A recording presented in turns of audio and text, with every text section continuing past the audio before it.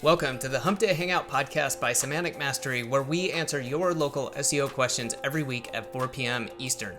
I'm Adam Moody, and my partner at Semantic Mastery, Bradley Benner, will be sharing his decades of expertise based on not only helping others, but running his own agencies and businesses in the space. If you'd like to join us live on YouTube each week, just go to www.semanticmastery.com/HDHO at 4 p.m. Eastern on Wednesdays. If you'd like to ask a question ahead of time, go to the same link, www.semanticmastery.com/HDHO at any time and submit it there. Don't forget, you can get the Semantic Mastery Local SEO Toolkit for free at the same URL. Okay, let's get going with this episode. Hey everybody, welcome to Hump Day Hangouts. This is episode number 557. Today is the last day of July. It is the 30th of July, 2025. And we have got a couple of things we want to share with you, a couple important announcements, some, I guess I would say limited time things we need to share, and then we will get into answering your local SEO questions. So first of all, I want to say hi to the guys. Chris, we'll start with you. How are you doing, man? Doing good as usual at this time of the year, busy cooking in the lab and yeah, like enjoying the summer a bit as well. Had a nice hike yesterday, so yeah, Nice. taking it easy. Sounds good. Well, I just answered a question on last week's Hump Day Hangouts. I was hopping on YouTube to check it out and saw we had a couple notifications, and somebody was asking the important question. They were asking, what running shoes does Adam wear on the trails on Hump Day Hangouts? So I answered the question, but I'll say it here. I wear Ultra Lone Peaks. That's just what works for me. Anyways, Bradley, how about you, man? How are you doing? Good, man. Happy to be here. Excited. We got lots of stuff cooking, man. We launched local ops on Monday, so guys, don't sleep on this. If you like, this is the exact same. I'll demo this just in a minute when we get into the questions. Excuse me. I'll do a quick demo of it first and show you guys. But it's very thorough. It's the exact same process that I've used for years now for my own local SEO clients. It's the exact sequence of tasks that I apply to a campaign in the appropriate order with the timelines that I typically apply those tasks, etc. And it's I've been asked that for a long time from mastermind members. And I don't know why it took me so long to put that full kind of document together, but for months, since last year, towards the end of last year, I put together just what I called a local SEO schedule, which was just a Google Doc that just showed the sequence of services that I applied to a campaign, and it didn't even have timeline information in there or anything. It was just the order in which I applied services. And then links to, for mastermind members, the training or the done for you or the done for you services, so that I gave multiple options for, if people want to learn how to do it, there's the training. If you want it done for you, here's where you can get it done. And that's it. And so, but we decided that, that because we'd been asked about it enough to flesh it out more and turn it into an actual product. So I spent a little over 10 hours on Thursday and Friday last week, developing it out into a full SOP. And so that's what we developed or launched on Monday. What's called Local Ops SEO System or SEO Blueprint, whatever you want to call it. But essentially, it's basically the exact same process that I use for my own local SEO clients, my retail agency clients, meaning not my white label clients, but my tree care contractors. And it's got the timelines. Everything's done, and with the on page work is all done within the first 3 to 4 weeks. Everything else is just ongoing work, stuff that we do consistently from that point forward. Like month 2 and beyond, we're just doing our ongoing deliverables, which is link building, content marketing, etc., publishing Google Business Post, that kind of stuff. And so it's a great. It's exactly what I do, and I go through each one of those kind of like, steps, and I explain why we're doing those things at that time, and how we use that, and build upon that for the next service, etc. So again, it's very, very thorough. I spent a lot of time fleshing it out, putting in exact timelines, put in a lot of additional training and resources included in the different modules. And so just to be clear, I point this out at the very beginning of the course too, guys, but everything that I develop for my team, everything that we teach is stuff that I've done in my own agency first, right? It's stuff that I've proven to work in my own agency. And once I've proven it and been able to apply it to multiple clients and seen results for clients, then I develop or turn the training into training that I share with the mastermind. In other words, I always develop products and services for my own agency first. And once I've proven that they work, we apply to multiple clients within my agency to make sure that it's consistent and duplicatable. And once we've determined that, then that's when I make that kind of stuff available to the mastermind. So everything that I'm sharing is in SOP format. We've also made a circle course out of it. So in our circle community, we created a course out of the training, but a lot of the training that I reference as either here's the option to do it yourself, or if you want it done for you, there's either a link to my done for you services or to a vendor services when it's a vendor that I use instead of doing it in-house. Or there's training to the SOPs in most cases, the SOP templates, but that's in the SOP platform, which is called Flowster. You have to have a subscription to use Flowster. You can get a subscription for as little as $14 a month. And that's all that you will need in order to access the SOPs. But I got to be very clear about that right now that the local ops SEO system is really built in SOP format so that if you want to learn how to do it or train somebody in-house, so delegate it to a team member, et cetera, how to execute those things. I'm giving you the training, guys. There's training in this that has only been available up until this point as a mastermind member. So we are making some of our mastermind only training and SOPs available to you if you decide to purchase the local ops SEO system.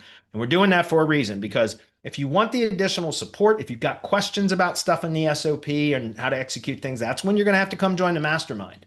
But and that's what that's for. The mastermind is the ongoing support forum. That's how you get support from me, my team, et cetera, ongoing training. But the SOPs, those will be updated regularly because that's what anytime we find stuff that's changed or the method has changed or whatever, I update the SOPs. So I want to make sure you guys are aware of it. It's only $200, guys. It's 33% off right now from what the normal price will be. I think it's a steal because it really is whether you don't even have to do it yourself, right? I mean, there's training there if you want to. You want to train your own in-house team to execute those tasks. That's what the SOPs are for, guys. I'm giving you the training. But there's also done for you options for those of you that would rather just go out and sell the shit and just collect margin, profit margin, right? Make money that way. And so there's both options available, and I wanted to make sure you guys were aware of that. So that wasn't really much of an introduction, Adam, but I wanted to jump right into it because I am excited and I'm proud of that training. I think that turned out really, really well. So I would encourage everybody here to get it. Yeah, and I'll just say, on the financial and timing side of things, we are doing a launch week discount. So it's $100 off until Friday at midnight. So highly suggest go check it out. Go over to localops.semanticmastery.com. Check it out. If that's for you, great. Grab it before Friday at midnight. It will still be available, but it will cost $100 more down the road. That's right. So we wanted to, reward people who take action and who are watching our videos and getting our emails. So if you feel like that's a good fit for you, definitely grab it this week.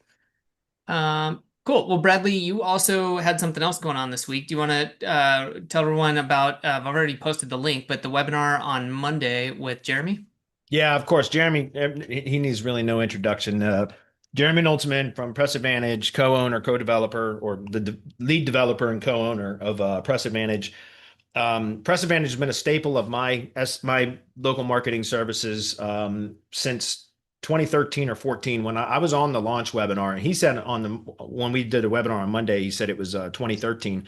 In my head, I've always thought it was 2014. But in any case, I was on the launch webinar and I've been a customer of Jeremy's ever since, been using Press Advantage ever since. It's been a staple of my services for over 10 years. And how we use press releases has evolved multiple times in that time frame, but have always been a staple of what I provide as my services. And right now, press releases are killing it, guys, for AI language, large language model manipulation, AI search, AI chat, AI mode. All of those are ingesting press releases and regurgitating or referencing information that it's ingested from press releases when there is a query relevant to whatever the press release has been mentioned about. So again, like talking about doing queries for local products or services, if a company's been publishing press releases consistently right now, that's what's going to get pulled up and shown in like AI mode and things like that. You see that all the time right now. And the webinar that we did with Jeremy on Monday, he shows multiple examples of that. I'm seeing it time and again for my own local SEO clients as well as white label clients when we are publishing press releases.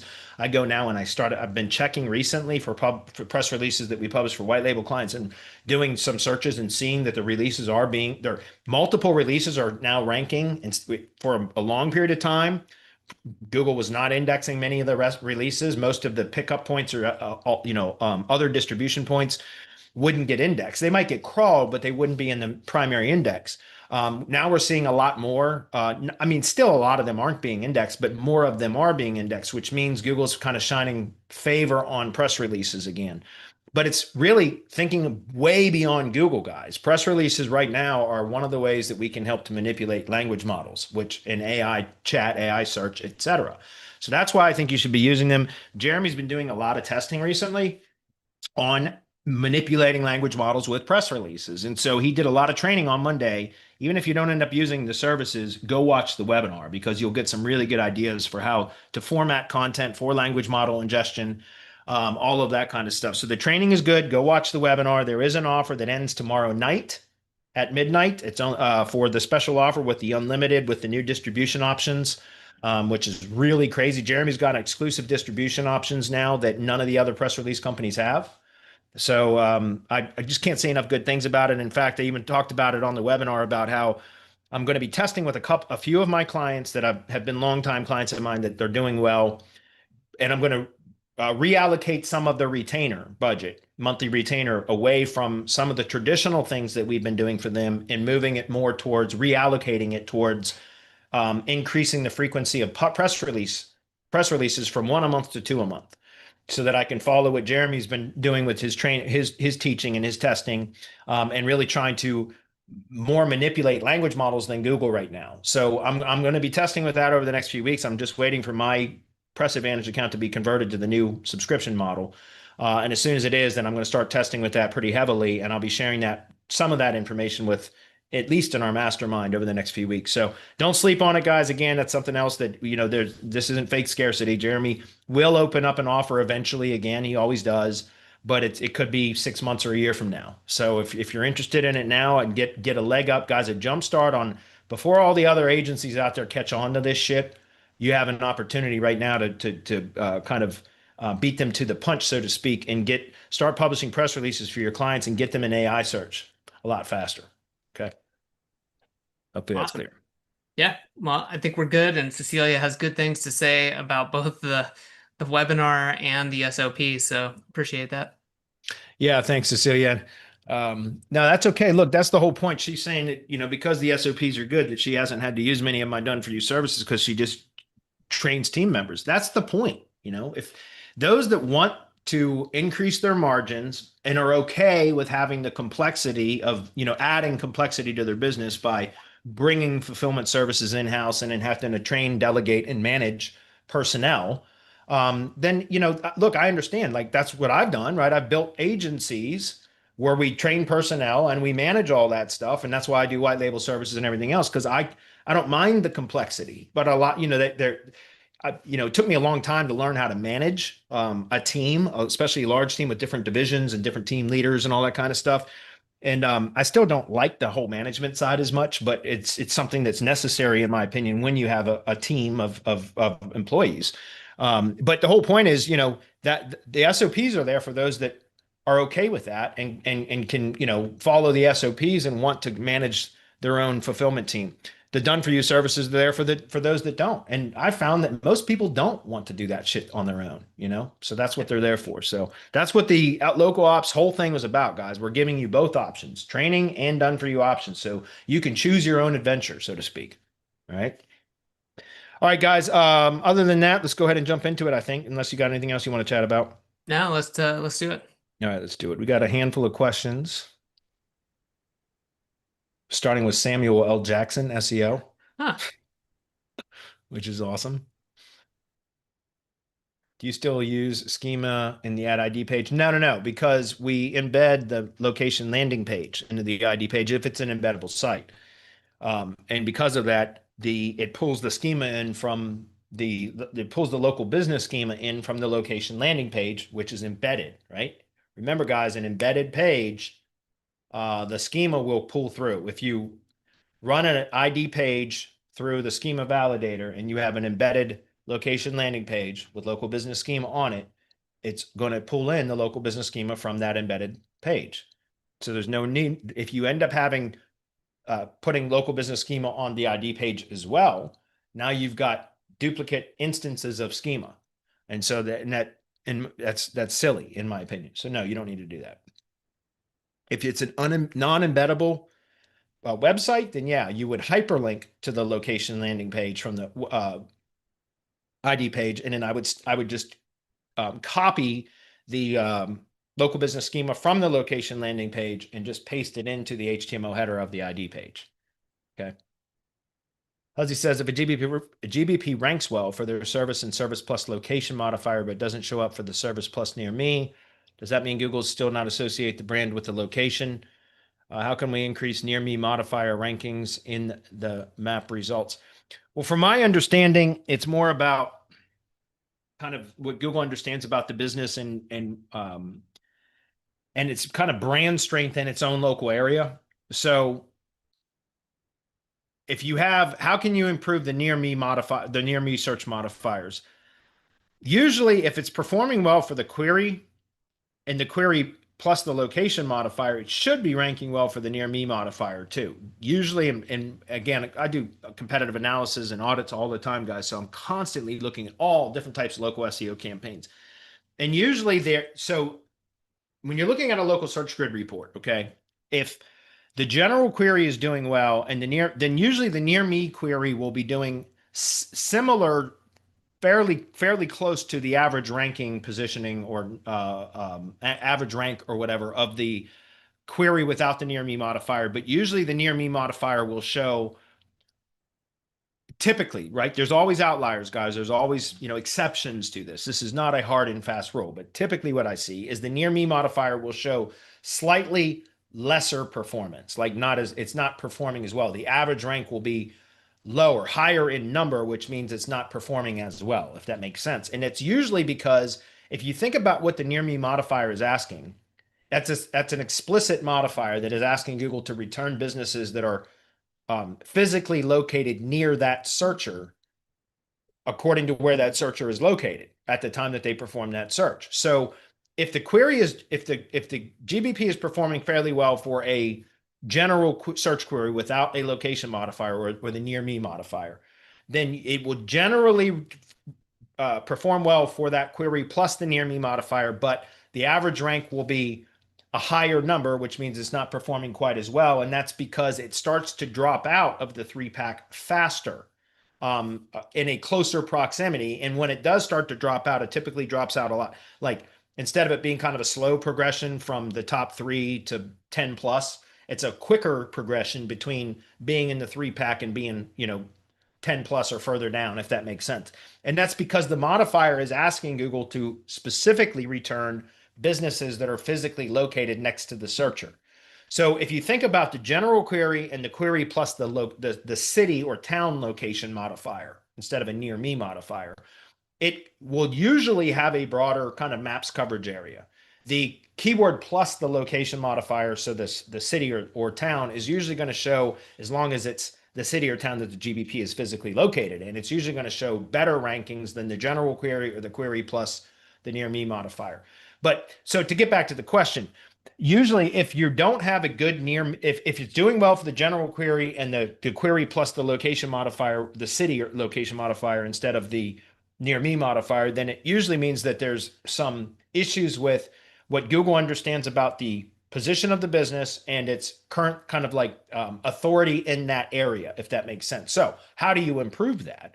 Well, more citations, more geographic relevance signals, right? Geo-relevant signals. That's what I found. You can also test with it. There's been some of the other SEOs like Joy Hawkins, she did something about this recently. Work the near me or near you. You don't have to put near me anymore. You can say near you, and Google will make that association now that satisfies answering a near me search query with a near you answer is an appropriate answer, if that makes sense. So if you can work the near you term into an SEO title, test with that, Huzzy. Try that. I've not been testing with that. I will typically put near you in one of the headings, so an H2 somewhere on the page. So like, contact the company name near you in whatever the city name is, right? So that could be like a H2 at the bottom as a call to action, like, call to action paragraph. So the H2 would say contact Benner's Tree Service in near you in Pikeville or something like that, if that makes sense. You could test with that. You could test with it in the SEO title. But what I've done to improve kind of near me search queries, performance for near me search queries, is just more citations, more geographic links, batch geo map, press releases, again, because press releases can help build location authority when done the way that I do them. So all of those types of things to kind of just help to improve what Google understands about the business and location. I've talked about this many times. And guys, I'm telling you, it works like crazy right now. And I no matter how many times I try to get clients to do it, they don't. It's very rare that they do it. So I understand the frustration in trying to get agencies to get their clients to do this. But if you can take photos and videos from out within the job site, upload them directly to the maps listing, not through, you don't forward the image via SMS or email, none of that. You take photos from a mobile device. The employees of the company can do this, right? They go out to a job site, take photos on their mobile phone, and then go straight to the Google Maps, search for the company name, pull up the maps listing, and click add photos and add the photos directly to the listing. That right there will help to improve those near me search queries. There's no question. As long as those, I'm not saying you do one batch of photos and then boom, you're going to rank for near me terms. That's not what I'm saying. But if they do it consistently, they will. Guaranteed. I promise you they will. Because I'm telling you guys, I've talked about this before, but I've had a number of trees. For years, I've been telling my clients to do this, and less than 5% of them do it. That's not a joke. We'll do it consistently. But when those that have, I've had a number of tree service clients that have done this, that developed the habit of taking photos and or videos on every job that they would go to and uploading it to the GBP. And I'm telling you, within 6 months of doing that consistently, they've canceled their SEO services with me. Every time. It's not a joke. And so people say, well, why would you tell them to do that then if it's going to result in them, losing them as a client? Well, for two reasons. Number one, isn't it our responsibility to help the client get the best, perform the best that they can, right? To get the best results that we can. That's our responsibility. To, like, we're the marketer, we're the professional that they hired. We should be doing everything in our power to help them get the best results that they possibly can. And so, yes, and by the way, so why do I tell them to do this? Because I know that less than 5% of them are going to do it anyway. So there's no reason that we shouldn't. It would be unethical not to tell them, right? It's up to them whether they want to do it or not. And again, less than 5% of them will actually do it consistently. So they're not going to see the benefit from it, right? And that's the thing. They'll do it once or twice and they don't see an immediate benefit from it. So that's why they don't do it. They stop doing it because they don't see an instant gratification. You see what I'm saying? So why I'm bringing that up is because first of all, it's our ethical responsibility to help our clients get the best results possible. So I tell them that, number one. And number two, even if they do end up doing it, which is very rare, and they end up canceling services because it maintains their ranking positioning, it can actually help to improve it too. But it also maintains it once, if they're already ranking, it will just help to maintain that ranking for them. But if they end up canceling services, who do you think they're going to contact when they're ready for additional services, or when and if something happens where they drop and they need to get, pushed back up? Who do you think they're going to call?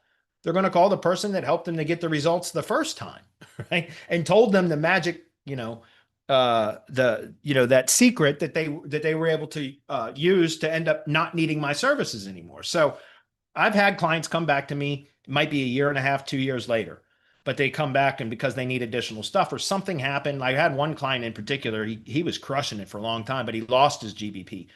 And I don't know what he did to lose it. To be honest, it could have just been one of those random, GBP suspensions, which I believe does occur. I do believe that there is just some, people get caught up in random suspensions at times.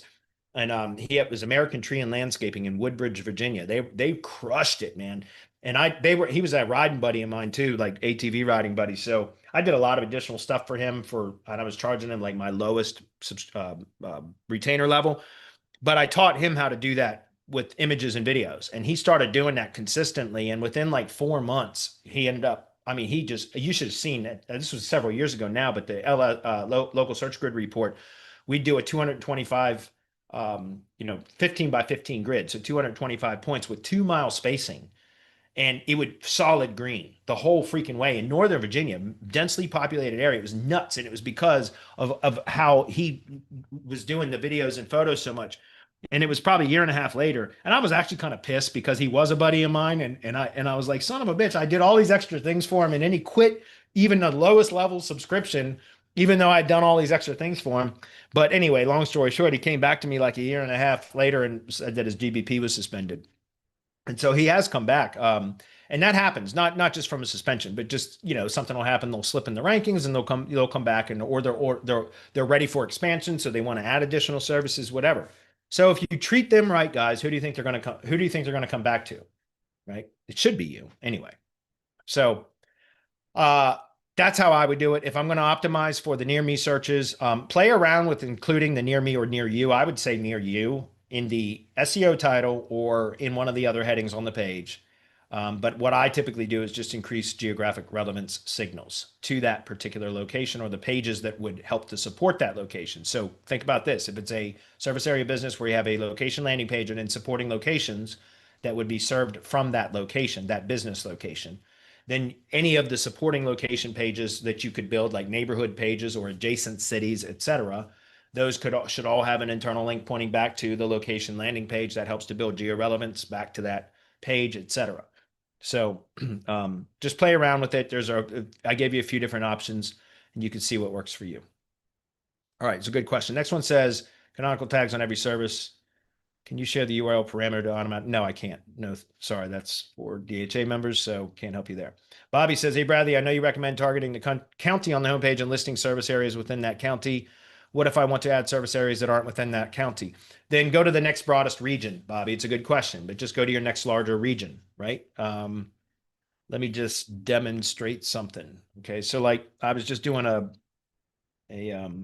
audit for a white label client, and it's a national company. It's a franchise.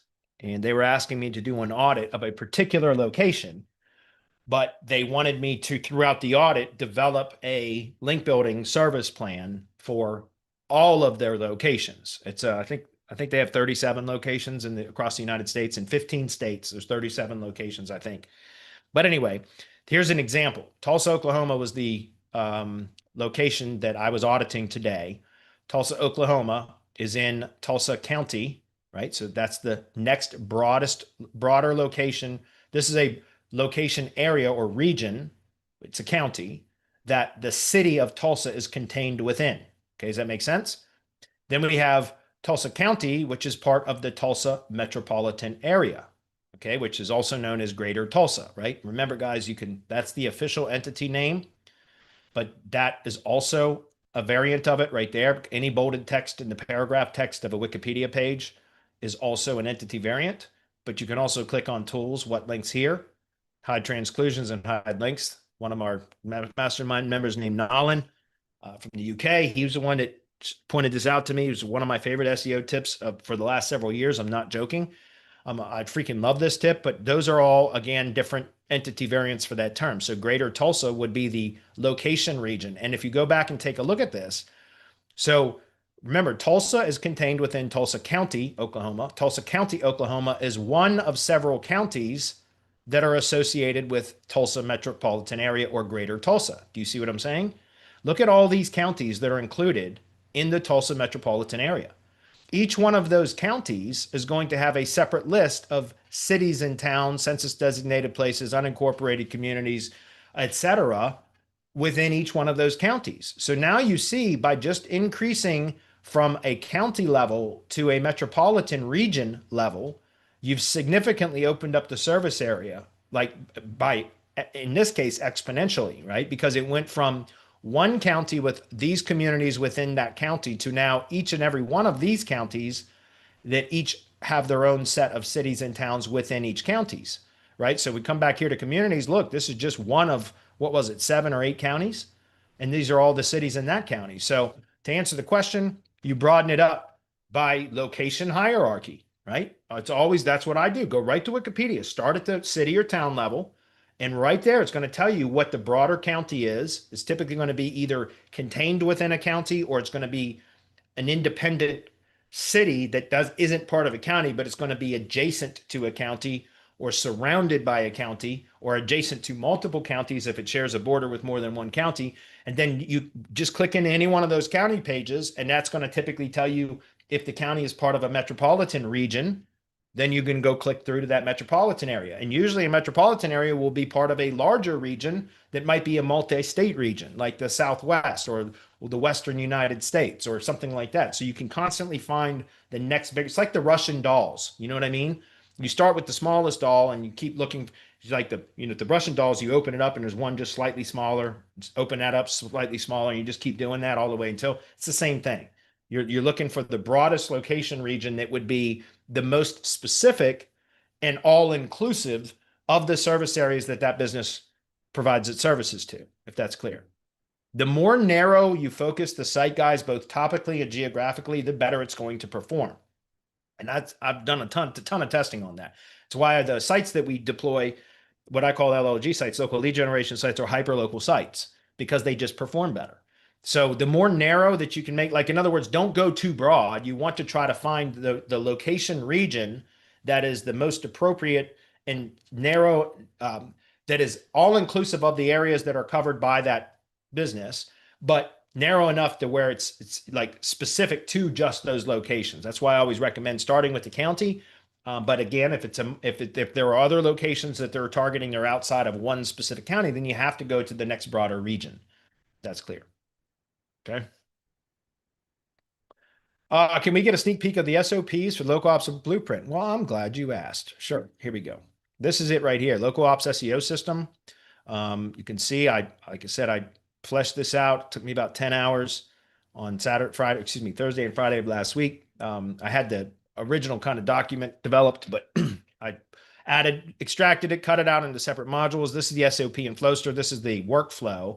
There's an SOP template, and then there's a workflow. You run a workflow from a template, and then you work through the workflow. That's what this is for. So here's the overview, training and resources, right? This talks about getting a Flowster subscription and how to get 50% off, so it's only $14 a month, yet there will still be people whining about it, I'm sure. Here's the checklist.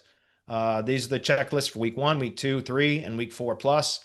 And then I break it down, week 1, week 2 and 3, week 4 plus. So there's the checklist of those tasks.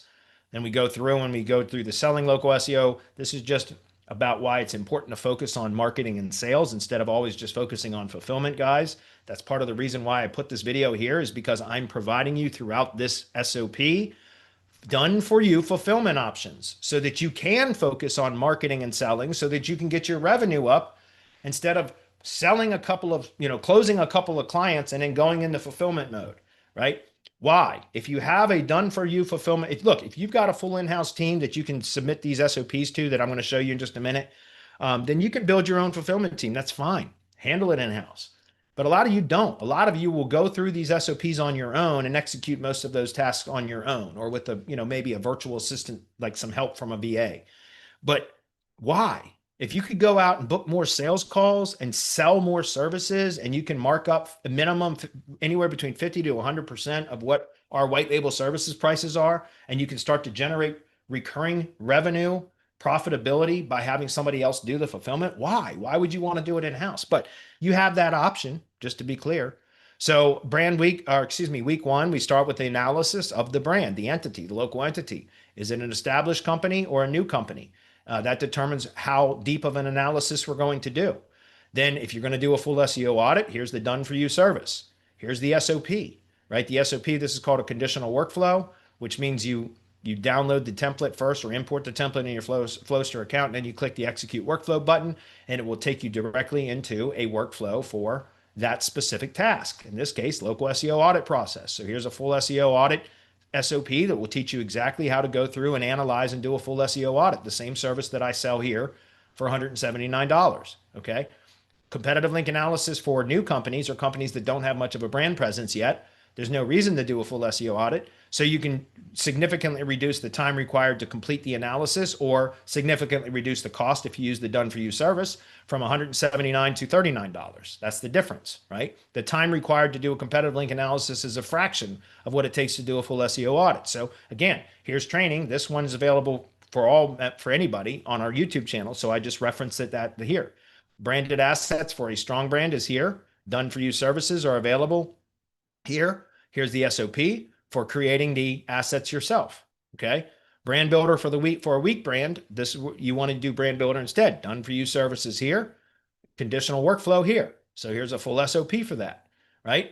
Citations, again, citations. I give you exact training, but I don't have SOPs for that because I use out or fulfillment providers for citations. So I list my providers on page week 2 and 3, which is build optimized website. Again, I've got a lot of training here about how to structure sites based upon entities, doing entity analysis to determine how to structure the site. There's a lot of training here. We don't have done for you site building services other than LLG sites, which are local lead generation sites. So I'm giving you training for that. Optimize GBP, done for you optimization services, which by the way, we reduced the price on that specifically from $299 to $249. Why? To make it a little bit more affordable for you guys, as well as so that you can mark it up, sell it for $500 and you can keep 100% profit margin, right? But if you want to do it yourself, there's the GBP SOP, the optimization SOP. In case nobody's ever seen that before, let's go take a look at it because it's a very, very thorough SOP. Okay, so now we're going to open that up. Boom. Again, you want to learn how to optimize the SOPs the same way that my agency does it and my fulfillment teams do it. Well, you're going to see that here in just a minute when this page decides to load. This is Google Business Profile SOP, guys. Some of this stuff, again, is stuff that has not been shared outside of the mastermind until now. So let me hit refresh again and see if it'll load. There it is. Google Business Optimization Process SOP. Look how thorough this is, guys. Right? This is not to intimidate you. This is so that you can go in and you can train a VA to do it. And these are like you can delegate, you can assign a workflow to a VA. And this SOP is set up in checklist format so that every one of these tasks, there's training for how to complete the task.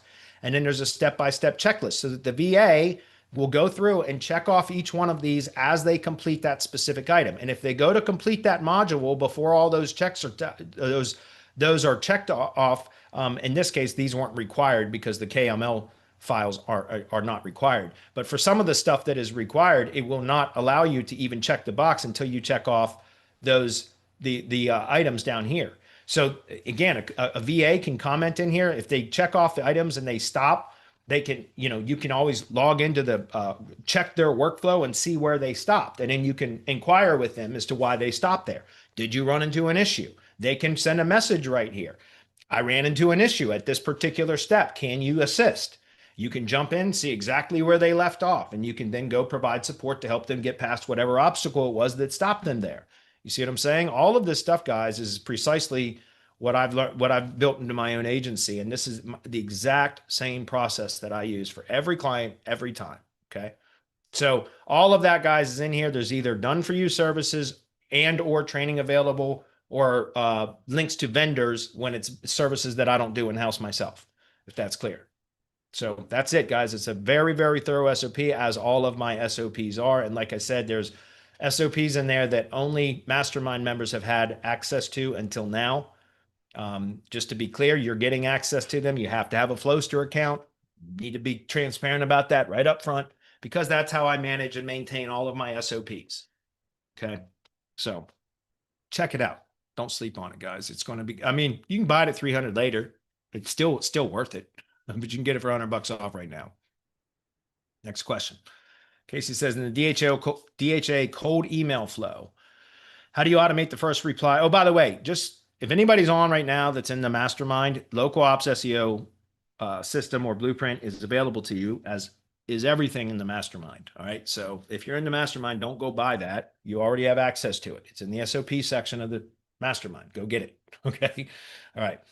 So back to Casey. In the DHA cold email flow, how do you automate the first reply depending on if the reply to your cold email is updated information from there is awesome, auto reply, no additional info, awkward, tell you to pound sand, yikes. Do you trigger N8N series that analyzes the email and takes action based on that, or something else? Thanks. No. Okay, so there's two sets of automations. There's one with AI integration and one set without. Okay, I'll demonstrate this. I've got this in SOP format too. So let's just go ahead and show that too. I tell you guys, that's how I do all my training. Excuse me. Service area and listing delivery. That's what we're looking at here. That's going to be here. That's this SOP right here. Boom. Right here. All right. So this is the no AI integration, right?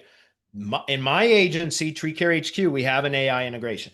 So it's AI analyzes the responses and determines what to do with the responses based upon the sentiment of that response. But there was the non-AI versions before I hired an AI company to integrate. And so these are the no AI versions of those workflows. There is a slight manual component to this, but it's really only in the request service area radius sequence. Because once we, in other words, the overview for the no AI here, the cold email reply, no AI, it's right here. This is precisely what Casey was asking about. Okay.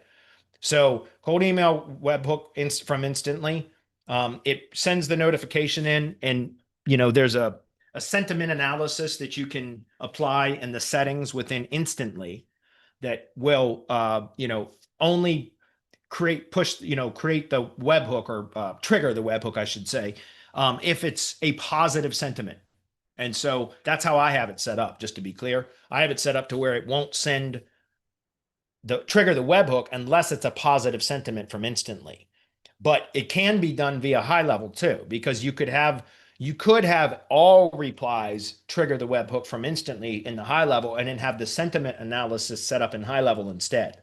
But I didn't want replies going in the high level unless they were positive. You see what I'm saying? Because I allow Instantly to be kind of like the filter to prevent new contacts from being added into my CRM if they were negative in their response. Does that make sense? That's why I do it via Instantly. But you can do it from inside high level. You can set up sentiment analysis there, so that if the trigger from the webhook from Instantly, or whatever cold email service it is that you're using, whatever if you're not doing sentiment analysis there, then you can have it webhook and trigger the webhook, create the contact in high level, analyze the reply to determine whether, and you can just put simple listeners in there, like certain trigger words like stop, fuck off, no kidding. Like you could put those types of words, anything like that. Because with Tree Guys, we don't get a lot of negative replies. We really don't. But when we do, they're typically pretty nasty. So you can put those types of words in there as trigger words, to where if in the reply one of those words were detected, it won't create the opportunity card and then send notification to your team member to then process the lead, all that kind of stuff. You see what I'm saying? So you can either create sentiment analysis in the cold emailing app, which is what I do in Instantly, or you can do it within a high level. And again, we have the SOPs for that. So Casey, if you're in our mastermind, that is one of the new SOPs that I just added within the last week. I'll show you where that's at. That was this one right there, service area. I just added that 6 days ago, and that's right here. Let's see, listing delivery right there. SOP number 11, listing delivery with no AI. Okay, that's right there if you want to go get that SOP. Good question. All right, Mohammed. What's up, Mohammed? It's been a while, buddy. He says, I'm back to SM and true to form. I'm completely lost. What's the best way to take advantage of all the stuff you've been doing the last few years? The local ops SEO system right now, Mohammed. That's the best thing. No kidding. There's so much new to me and I don't know where to start. Yeah, that's by far the local ops SEO system that I would say right now, is because that includes everything, and it's got links to all the most important SOPs and everything that I execute for local SEO campaigns. So I would just start with the local ops SEO system, and you can expand from there if needed. But that's pretty much going to cover everything that you need for doing local marketing for local businesses, or marketing for local businesses, excuse me. All right, next question, Craig. What's up, Craig? He says, can I add more than one service with the same keyword? Example, bedbug extermination, Glen Birdie. Yeah, you can. Those are related. Rodent control service is that's rodent control service is one service. But bedbug and extermination. Well, wait a minute. Maybe I misunderstood this. Can I add more than one service with the same keyword? Example. Well, to me, that's one keyword and one location modifier. Bedbug extermination, Glen Birdie, Maryland. If you were going to say like bedbug control and exterminators, that would be two keywords plus a location modifier. Do you see what I'm saying? Like rodent control. Rodent control is a subtopic of pest control. Did you guys know that? It's not a standalone entity. Rodent control is a type of pest control. You guys get that? And so like if you were to say rodent pest control, now that would be 2 keywords and a location modifier, right? Your examples though, just to be clear, Craig, and I'm not picking on you, but the examples that I'm seeing here, every one of those examples is 1 keyword and 1 location modifier. So that's not an example of can I add more than 1 service with the same keyword, at least according to what, if I'm interpreting the question properly. But what I was going to show you is pest control Wikipedia. And I misspelled that. Pest control is, let's see, rodent control. Where is it? Not seeing it, but it's on here somewhere. Yeah, rodent control. Sorry. Yeah, and it's funny because it's not even showing it in here, but it will show. Let's see if we go up here to, let's see, control methods. If we go look at tools, what links here, hide transclusions and hide links, we'll see it there too. Rodent control. Let's see. I just saw it and I just lost it. There it is, right there. Sorry. In a live setting, it's always hard to find things like playing Where's Waldo? Right here, rodent control, pest control, rodent control. You see that? This is it, so it is a subtopic of pest control. Rodent control is a more specific type of pest control, right? So if you were to put like rodent pest control, that would be basically 2 keywords plus a location modifier in that example. Yeah, as long as they're related, it doesn't matter. I mean, you can do that. I don't know why. If they all mean the same thing, that's why I like to use entity variants, right? Because that tells me what are the variants of the pest control keyword. So if rodent control is synonymous with pest control, you see what I'm saying? So it's not really necessary to do like rodent pest control, right? Because it means basically the same thing. I would just use rodent control in that case, if that's clear. So. But you'll see like extermination, pest exterminator, pest exterminators, plural. All of those are considered too. So if you were to say like pest control and rodent exterminators, right? Again, those are going to be 2 synonyms used in the same phrase, if that makes sense. And it's redundant. It's the Department of Redundancy Department. You know what I mean? That's what that is. Department of Redundancy Department. So anyway, you can, yeah, it's not going to hurt anything, but it doesn't really make sense to, in my opinion. Huz says, when prospecting with directory, what do you do with the leads that don't book the call? They just go into a nurture sequence where we'll reach out to them. There's some other things that we can do, like you can do social media outreach where you tag them in Facebook posts. You tag their page via your Facebook page, which sends them a notification that they've been tagged. You can do other kind of value add-ons. I don't like to spend a lot of time with those that don't reply or book the call, but we do have some nurture sequence stuff that we do. For example, if they have 5-star reviews on their Google business profile, and if they were engaged with the process of the listing delivery sequence, the up until the point where we request the booking of the call to review the listing with them. If they were fully engaged with the communication process, which is automated, right? Between when they replied to the cold email and when we start to prompt them to book the listing delivery review call, the listing review call. If they were really engaged, then I will tag them as a more interested prospect, which then they'll go into. There's a few additional things we'll do, like I just started to mention, like a rep video, for example. If they've got 5-star reviews on their Google business profile, then we may create a rep video. I've got like 1,400 and some odd credits and rep videos. It's no shit. So like, I don't care. I'll give those things away like they're candy. It's fine. And we'll create a rep video and then send them another email.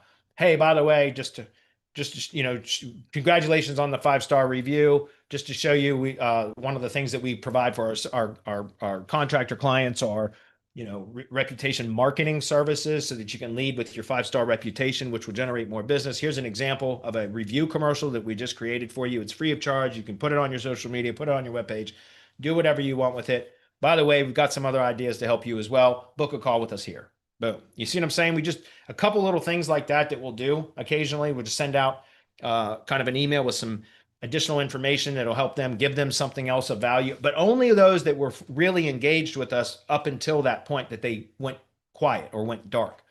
if the communication was strained or very there wasn't much communication between that initial cold outreach reply and the request to book the listing delivery call, then we'll just tag them as likely not interested.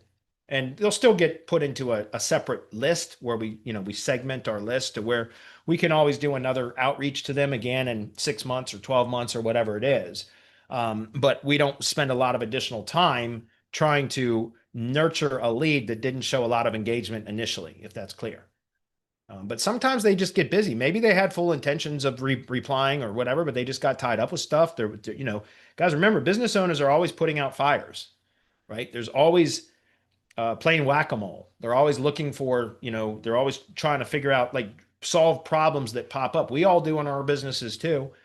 And so they probably had good intentions to join to attend a call, and they just got busy. That happens all the time. I'm pretty forgiving with my tree guys. If they no show for 2 appointments in a row, then I'm done. But as long as they give me a notification is like ahead of time that they can't make it, and that's, by the way, why we have appointment reminders, because we'll send them a reminder an hour or 2 hours ahead of this call and say, like, your call's coming up. If you need to reschedule, just let us know, right? As long as they reply back, say, like, I'm tied up, I can't make it right now, that's fine. I understand. You're a business owner. Shit came up. That's fine. Reschedule here. So. But if they ghost me twice, that's it. They're done, in my opinion. When replying to a review, is it best to comment with the service provided? Yeah, you can comment with a variation of the product or service, like a mention of the product or service, and you can use different variants of the terms that would be related to the products or services. Also, I would recommend that you, if possible, reference the location in which that service was provided. Right? Remember, guys, you can talk about the city or town name. You can mention a county name. You can mention a metropolitan region. You can mention a neighborhood name.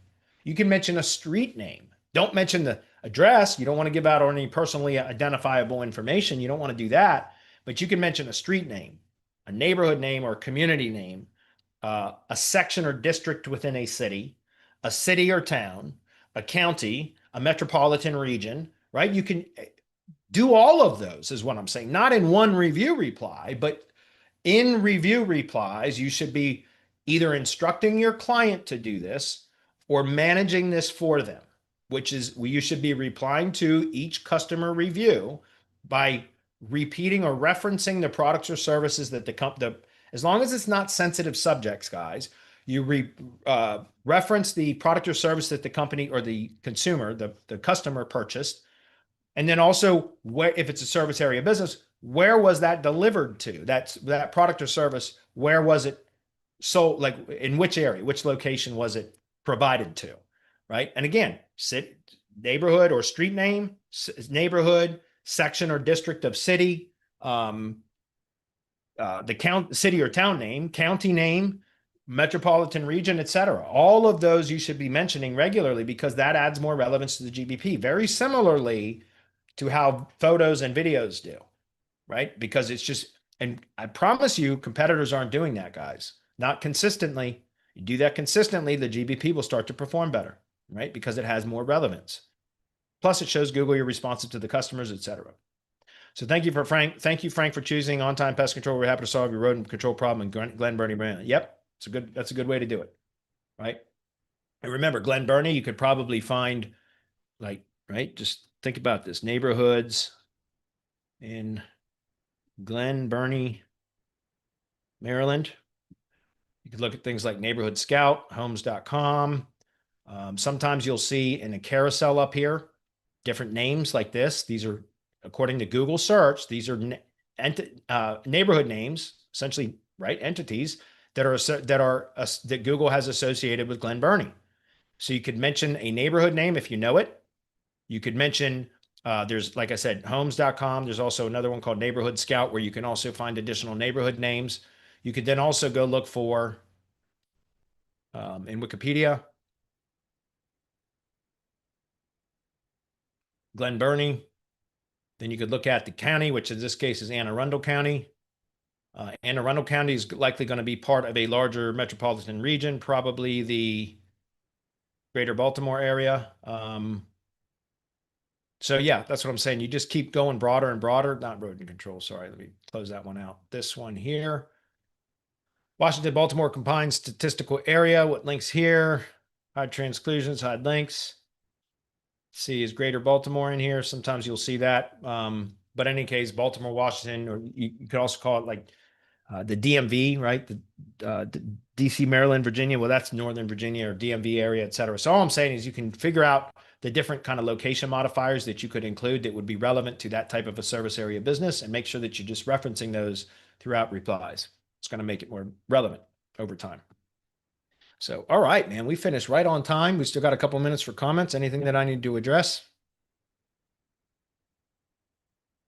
Looks like I might be on my own. So, all right, let's see. We got Cecilia here. What's up, Cecilia? Let's see. Thank you for your comments. I would rather the done for you, but I got too many cheap clients. Yeah, I understand that. I do get that, which just means raise your prices, find better clients. Darren, what's up, Darren? Long time, man. He says, we've been adding an H2 that says near you, and we've seen good results for near me modifiers. Yeah, there we go. See, Darren gets it. And that's what it used to be, guys, we would have had to have the near me term in the SEO title. And so I would put in quotes, did you just search like in a heading tag? And instead of just searching for tree removal near me, and it would go in quotes, contact, and then it would say the company name. So that would create that association by proximity between the tree removal near me and the company name, right? An association.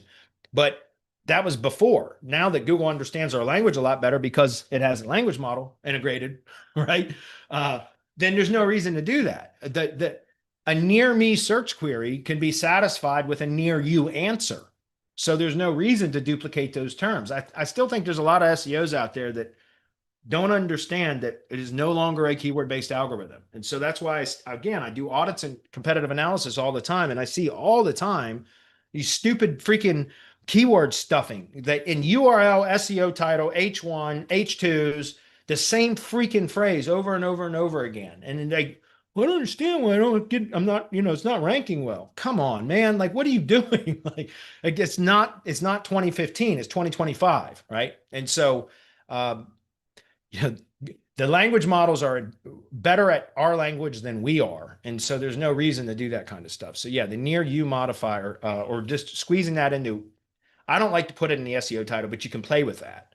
But just putting in one of the heading tags, that's all you need to do, right? And you could be even the conclusion paragraph, like the H2 that introduces the conclusion paragraph or whatever. Like, just word it. Say, contact the best tree removal provider near you in Pikeville. Something like that. I always try to associate the brand near those terms as well, though.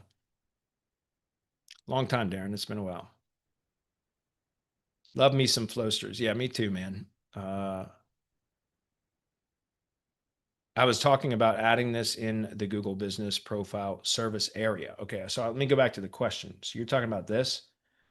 So can I add more than one service with the same keyword example? So you're talking about under the services like item in the Google Business Profile Manager?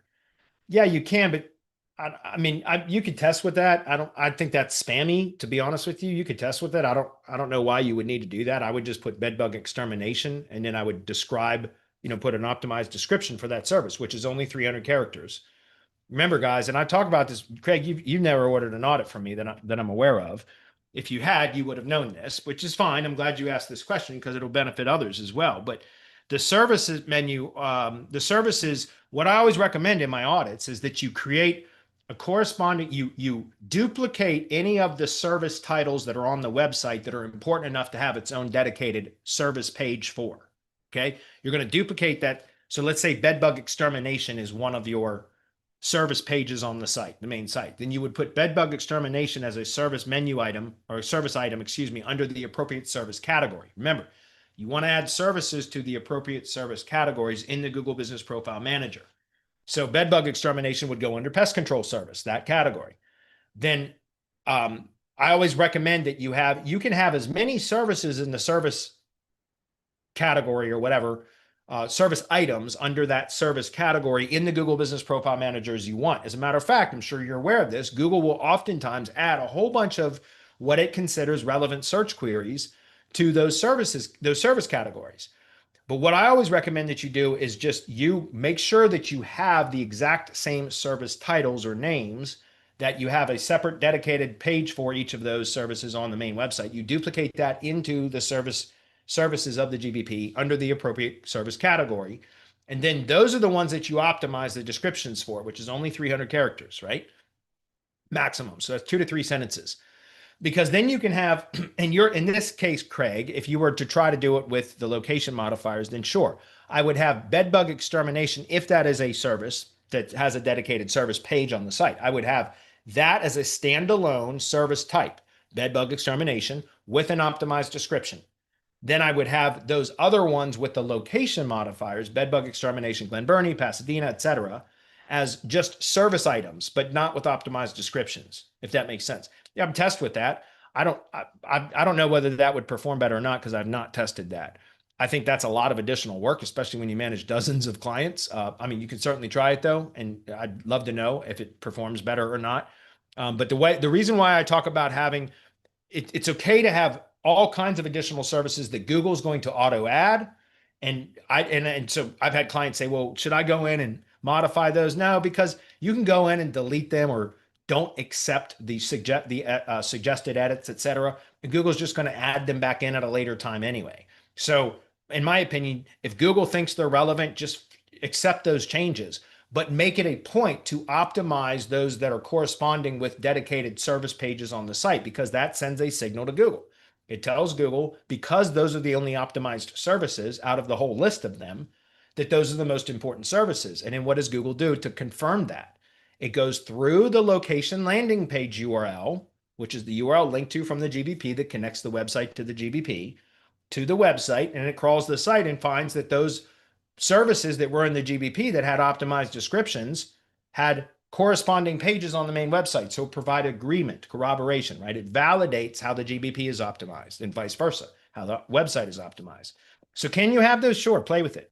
I think that, especially for service area business covering a lot of areas, that would, to me, would be a bit excessive and a lot of additional work. But if it produces a performance gain, then why not? I don't do that, to be clear. We focus on services only under the service menu. We don't squeeze in location modifiers. I just feel like that's unnecessary, but I've not tested with it specifically, so I don't know. Okay, so hopefully that answers the question, Craig. Okay, guys, we're done. Only 3 minutes over. Thanks, everybody, for being here. We appreciate you guys. Bye, everyone. See you.